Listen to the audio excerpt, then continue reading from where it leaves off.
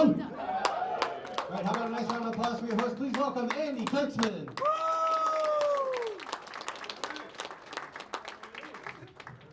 All right, thank you guys. How's it going, Rochester?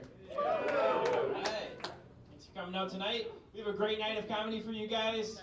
We have your feature comedian, Zach Ashton, and your headliner, Mars Timms. Those guys, a round of applause. And my name is Andy Kurtzman. I'm going to be your host for the evening. Thank you. Thank you. I come from Winona. Yeah. More love for Winona than for me, anyway. But I have a dog. I have a lot of dog people. I have a little mini golden doodle. Yeah, I named my dog Nesta. So Nesta is Bob Marley's middle name. That's my nice roundabout way of letting people know that I smoke weed. If you guys couldn't tell. But it's legal now in Minnesota. Yeah. Not a lot has changed since they legalized it here. We don't have any stores yet. I still have to buy mine from the same sketchy drug dealer I have been since high school. He just got much less paranoid about the whole situation. He doesn't even come inside anymore. He'll just pull up in the driveway.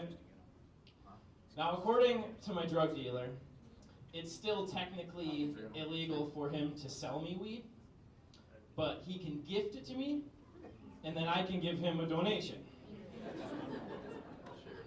And so he'll pull up and he'll be like, hey man, here's your gift.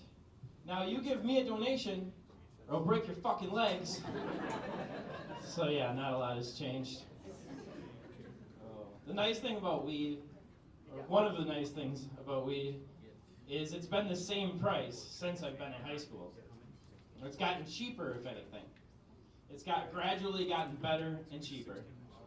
Everything else in this world, shittier and more expensive. Like everything. Cars, houses, spouses, everything. I'm not married, so I can say that. Like just last week, I spent $70 on a bag of dog food for Nesta, and $35 on a bag of Alaskan Thunderfuck for me. So, I do love my dog, Nesta, though, and sometimes he really puts that to the test. Like recently, I was taking him for a walk, and he was taking a poop, but he was struggling.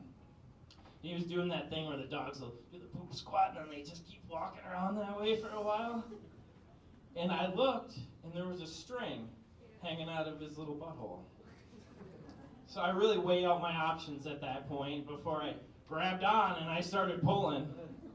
And it kept coming. Finally, it started getting a little bit tighter. All of a sudden, came popping out of there like a cork out of a wine bottle. Yeah, it was equal parts disgusting and satisfying. So of course, Nesta's relieved, and he takes off running, leaving me standing there hanging onto this dangling piece of dog poop covered stuffed animal I just paid $25 for on Amazon 2 weeks ago. So yeah, I definitely love my dog. I got dog doors. I installed some dog doors and going through my house so Nesta can go in and out by himself to the fenced in yard I have for him, which is really nice and convenient, but there is a downside. I was getting ready for work last summer, and I walk out into the living room, and he's laying there on the floor, and he's got something next to him. And at first I thought it was one of his stuffed animals. Well, I kind of did a double take, and there was a half-dead rabbit laying right in the middle of my living room rug. Yeah, I was pissed, because I ended up having to kill it and throw it in the trash can. I know, I'm going to miss that dog. I did a benefit a couple weeks ago at the Milwaukee Area Humane Society, and I did that joke. Went over better than I thought. I'm a single guy, and I've been doing the dating apps. And I haven't really had a lot of luck with online dating in the past. But after I got Nesta, I put him in all of my dating profile pictures, right? And my matches went up 300%. I did, from 1 to 3. I crunched the numbers, that's 300%. I matched with this one girl on the apps, and her profile said that she was in an E&M relationship. So I wasn't even really sure what that meant.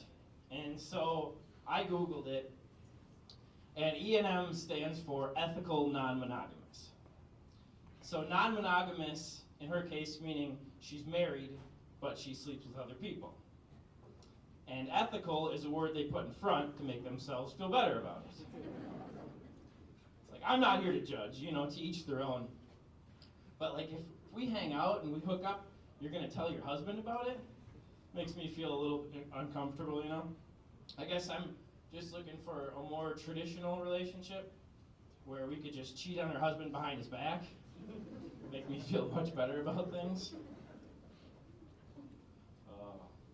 I did meet one girl on the apps, and things were going well with her. We were on our second or third date, and we ended up back at my place. Now, I have one of those sleep number beds where you can adjust the setting of your mattress. And so we're laying there, and things were getting kind of hot and heavy. She's kind of hot and kind of heavy. Well, out of the blue, she asks me, so what's your number? Now, I know now she's trying to figure out how many people I slept with. But, at the time, it was the heat of the moment. I thought she was asking me about my mattress. So I said 55, 60. I like it nice and firm. Talk about killing the mood on that one.